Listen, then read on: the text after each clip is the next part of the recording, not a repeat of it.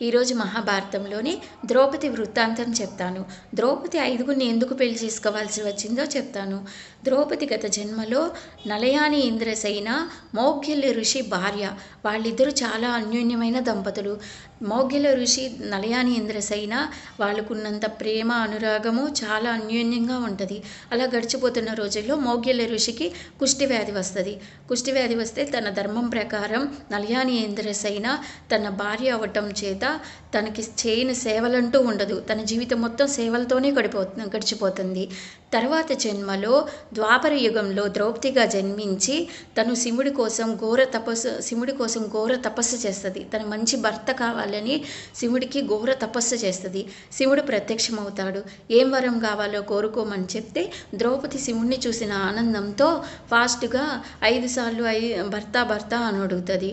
శివుడు తదాస్తు, నువ్వు 5గురికి భార్య అవుతావని దీవిస్తాడు.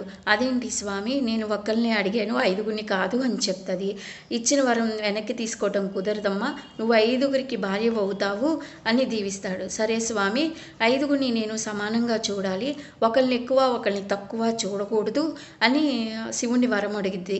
తదాస్తు అని చెప్తాడు. అందుకని శివుడు ప్రత్యక్షం అవ్వటం వల్ల 5 సార్లు అడగడం వల్ల ద్రౌపది 5గురిని పెళ్లి చేసుకోవాల్సి వచ్చింది.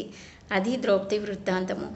నెక్స్ట్ వీడియోలో ద్రౌపది తన తండ్రి 5గురికి ఇచ్చి పెళ్లి చేయటానికి ఒప్పుకోడు.